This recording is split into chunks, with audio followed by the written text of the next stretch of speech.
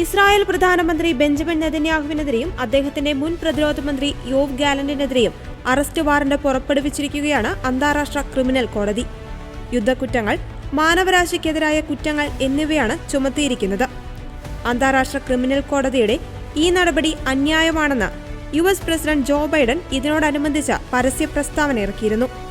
ഇസ്രായേലിനെയും ഹമാസിനെയും ഒരുപോലെ കാണാനാവില്ലെന്നും അമേരിക്ക ഇസ്രായേലിനൊപ്പമുണ്ടെന്നുമായിരുന്നു ബൈഡന്റെ പ്രതികരണം.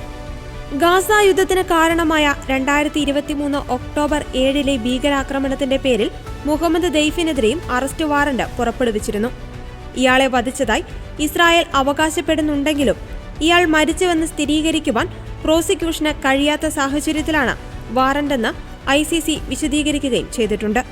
നേതാക്കളായ ഇസ്മായിൽ ഹനിയ, യഹ്യ സിൻവർ എന്നിവർക്കെതിരെയും അറസ്റ്റ് വാറന്റ് പുറപ്പെടുവിച്ചിരുന്നെങ്കിലും ഇവർ കൊല്ലപ്പെട്ടതിനാൽ പിന്നീട് ഇത് പ്രാബല്യത്തിൽ വന്നില്ല. എന്നാൽ നെതന്യാഹുവിനും ഗാലന്റിനുമെതിരെ അറസ്റ്റ് നടപടിയുണ്ടാകുവാൻ സാധ്യതയില്ല.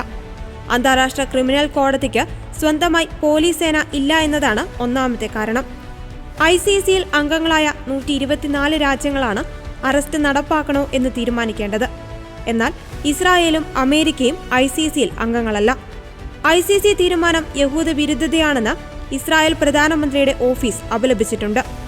യുക്രൈൻ യുദ്ധക്കുറ്റങ്ങളുടെ പേരിൽ റഷ്യൻ പ്രസിഡന്റ് വ്ളാഡിമിർ പുടിനെതിരെ ICC മുമ്പ് അറസ്റ്റ് വാറന്റ് പുറപ്പെടുവിച്ചിരുന്നെങ്കിലും ICCയിൽ അംഗമായ മംഗോളിയ പുടിൻ സന്ദർശിച്ചിട്ടും അറസ്റ്റ് ഉണ്ടായില്ല. ഇതിനിടെ നെതന്യാഹുവിനെ ഹംഗറി സന്ദർശിക്കുവാൻ ക്ഷണിക്കുമെന്ന് പ്രധാനമന്ത്രി വിക്ടർ ഓർബൻ അറിയിച്ചിട്ടുണ്ട്. ICC ഉത്തരവിന് ഹംഗറി വില കൽപ്പിച്ചിട്ടില്ല. 1998 റോമിൽ നടന്ന സമ്മേളനത്തിലാണ് ഐക്യരാഷ്ട്രസഭ അന്തർദേശീയ ക്രിമിനൽ കോടതി സ്ഥാപിച്ചത്. ഇത് സംബന്ധിച്ച റോം പ്രമാണത്തിൽ 140ഓളം രാജ്യങ്ങൾ ഒപ്പുവെച്ചിട്ടുണ്ട്.